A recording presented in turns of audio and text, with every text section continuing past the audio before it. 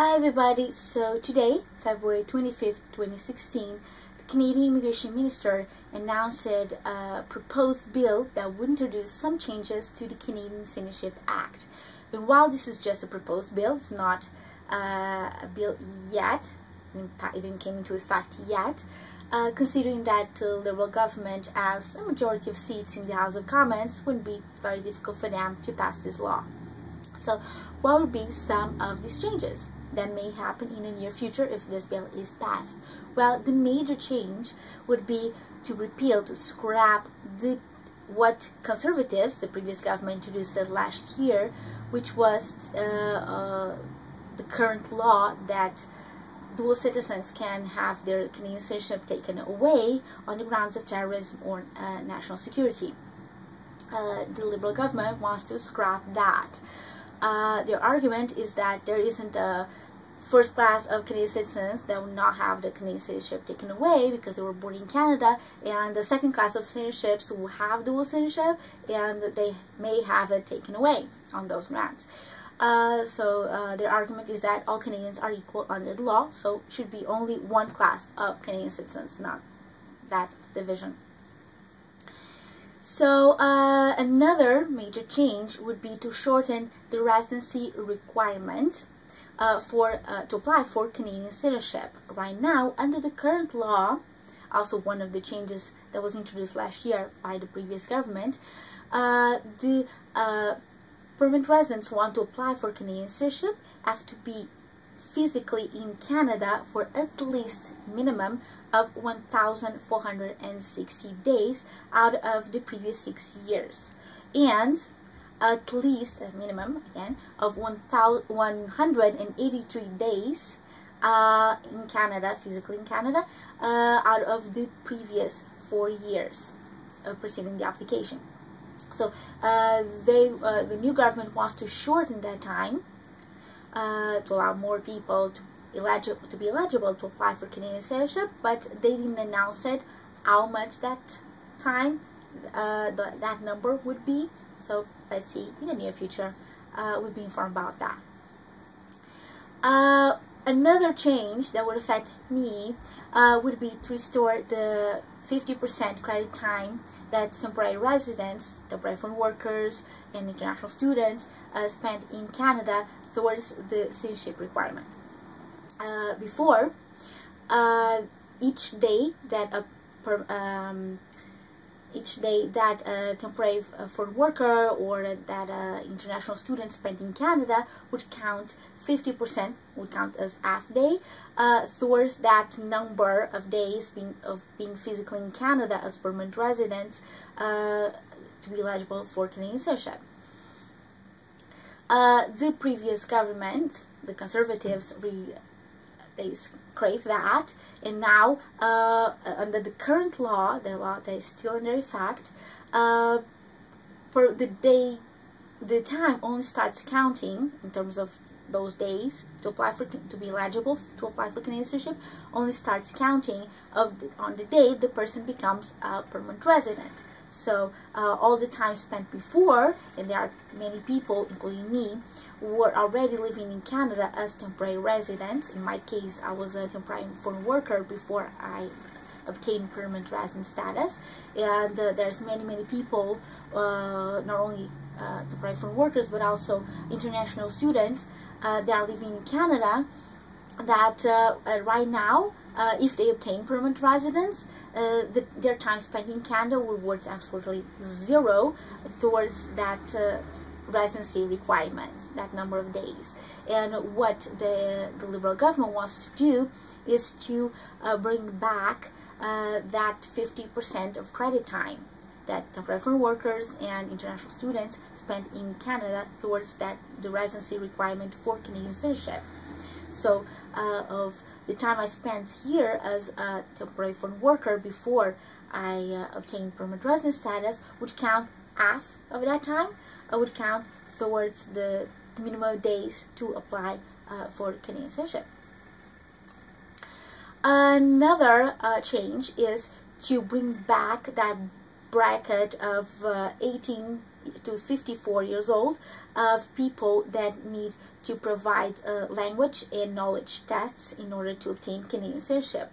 Right now, only people from the age of 14 to 64 need to do citizenship tests and need to provide language, to prove language proficiency. 14 to 64, it's the current law. What they want to do is to bring back the previous brackets in ages for that requirement, which was ages of 18 to 54. So people over the age of 54 would need to prove language proficiency and would need to do a citizenship test, as well as minors under the age of 18 would need to prove language proficiency, would need to do the citizenship test as well, which right now, if you're under the age of 14, you need to do. So that's another change. Another change for that, another change regarding this the proposed bill for the Citizenship Act is that people who are serving conditional sentences in Canada for crimes committed in Canada will be banned from applying for Canadian citizenship. So even if they're sentenced, if they were committed a crime, they were sentenced, if their sentence is conditional, so they're not actually spending time in jail, it's a conditional sentence, they will still be barred from applying for Canadian citizenship. Also, under the current law, there's a requirement that people will have to prove and to say they would live in Canada if they receive Canadian citizenship. And that created a fear of new Canadians that they will lose Canadian citizenship if they move to another country. And that is going to be scraped, it's going to be taken away, and new Canadians do not need to be afraid if they can live in another country if they want to, without being afraid of having the citizenship taken away because they're not physically living in Canada. Another one of these changes is going to be about the book that applicants to Canadian citizenship are given in order to study for the citizenship test. That book is called Discover Canada, and it focuses a lot of its content is focused on the War of 1812. And of course that Canada's history is not just the War of 1812, it's a lot more than that, even though Canada is a pretty recent country compared to other countries around the world. So they want to introduce some changes on that book regarding its content, which of course would change the content of the citizenship tests. Now I leave you with a short clip from the Canadian Immigration Minister himself explaining some of these changes that are being proposed to the Canadian Citizenship Act. Check it out. The previous law allowed citizenship to be revoked for those who were convicted of serious crimes, certain serious crimes, but only those who were dual citizens were subject to revocation. And so therefore we had two classes of citizens, and we believe very strongly that there should be only one class of Canadians, that all Canadians are equal, that a Canadian is a Canadian is a Canadian from coast to coast to coast. And it is for that reason that it will no longer be possible under this law to revoke citizenship of any Canadian for crimes of the kind that were in the previous law. Now, if I were to be asked what is the most egregious part of this C-24, I would probably say citizenship revocation. If I were asked what is the stupidest part of C-24, I would say revoking the 50% credit for international students, because international students are the perfect candidates to become Canadian citizens, and we are seeking them out, as are other countries around the world. And so it makes no sense for Canada to punch them in the nose by taking away their 50% credit, rather than nurturing them and seeking to welcome them into our midst. The fifth and final point, which is not in the law, but which is a part of the issue of citizenship, is that we have these two citizenship books for aspiring citizens, Discover Canada, Découvrir le Canada, and I will be working with my colleague Mélanie Joly, the Heritage Minister, and also the Indigenous Affairs Minister, Carolyn Bennett, to modify the language in these books.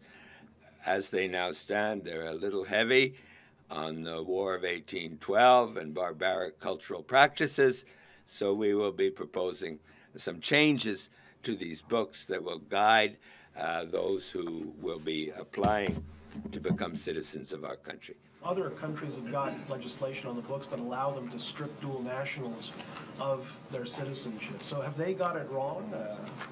Well, as I said before, I'm not making a judgment on other countries.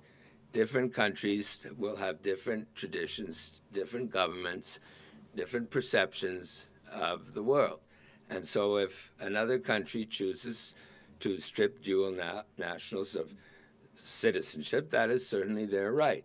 But we in this country, we in the Liberal Party of this country, strongly take exception to that belief. We believe that all Canadians are equal, that we do not have two classes of Canadians, that it does pose a slippery slope as to where this will end up eventually, and that therefore it is better policy to have only one class of Canadians, to deal with serious criminals through the prison system and the justice system, and to preserve one class of Canadians. And that is what we ran strongly on during the election. We did not shy away in any way from that position. We featured it loud and clear. Those are our beliefs. We did run on those things. We did win the election, and therefore I would argue that we have a strong mandate from Canadians to enact that which we promised to do.